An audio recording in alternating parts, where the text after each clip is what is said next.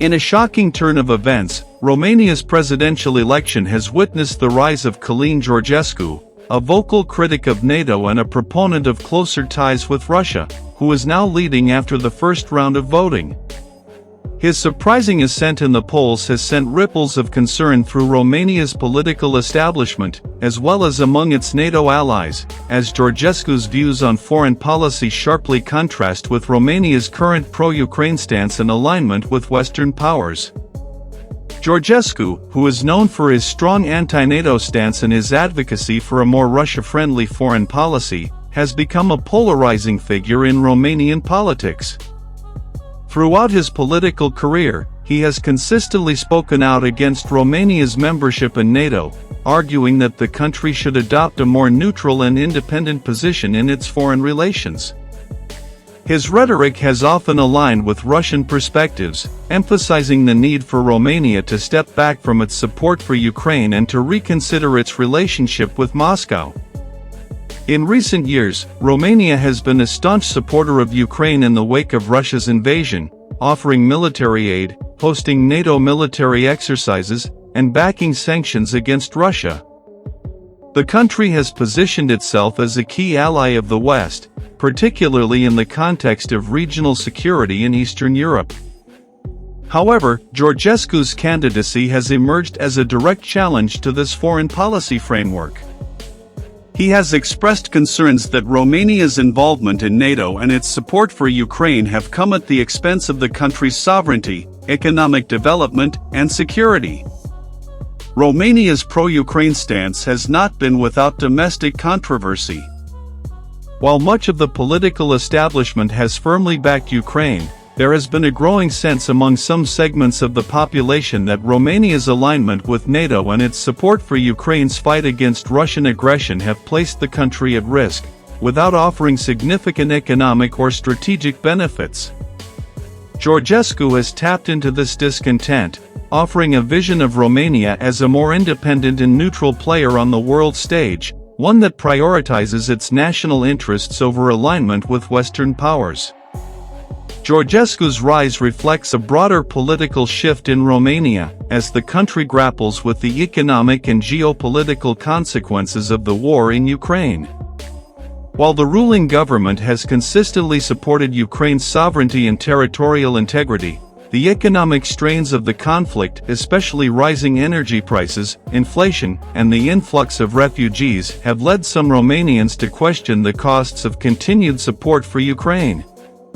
Georgescu has capitalized on this dissatisfaction, advocating for a pivot toward a more balanced foreign policy that includes engagement with Russia. His anti-NATO rhetoric and pro-Russia position have not gone unnoticed by Moscow. Russian officials have expressed their support for Georgescu's calls for Romania to re-evaluate its relationship with NATO and the West, framing his candidacy as a potential opportunity to ease tensions between Romania and Russia. If elected, Georgescu's presidency could mark a sharp departure from Romania's current trajectory, potentially leading to a re-evaluation of the country's commitment to NATO and its support for Ukraine. For many Romanians, the idea of a president who questions Romania's NATO membership and advocates for closer ties with Russia is deeply unsettling. Romania has long viewed its membership in the alliance as a cornerstone of its security, particularly given the geopolitical challenges posed by Russia's military actions in Ukraine. The prospect of a pro-Russian president could undermine Romania's role within NATO and its security commitments to its Western allies. Despite Georgescu's growing popularity, the final outcome of the election remains uncertain. Romania's pro-Western political parties have expressed confidence that they can counter Georgescu's rise and secure a victory in the second round of voting. However, his strong showing in the first round signals that a significant portion of the electorate is disillusioned with the status quo and open to alternative approaches to Romania's foreign policy. If Georgescu manages to secure enough support in the second round, it could represent a dramatic shift in Romania's political landscape and its international relationships.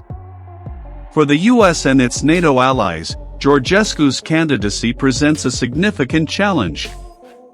Romania has been a key ally in Eastern Europe, and any shift away from its pro-Ukraine and pro-NATO stance could have profound implications for the broader security framework in the region. It could also signal a shift in the balance of power within NATO itself, as other member states may begin to question the utility of continued engagement with countries that have increasingly populist or isolationist tendencies. Georgescu's rise is a reminder of the growing geopolitical complexities facing Eastern Europe, as countries like Romania balance their historical ties to the West with the emerging economic and security challenges posed by Russia. While Romania's future direction remains uncertain, Georgescu's candidacy underscores the deep divisions within Romanian society about its place in the world and its role in the ongoing conflict between Russia and Ukraine. As the second round of the presidential elections approaches, Romania stands at a crossroads. The election will not only determine the future of Romania's foreign policy but also send a broader message to the West and to Russia about Romania's strategic direction. The rise of a pro-Russian, anti-NATO candidate is a significant moment in the country's history, and its potential ramifications for Romania's role in NATO, its relationship with Russia, and its support for Ukraine could reshape the region's geopolitical landscape for years to come.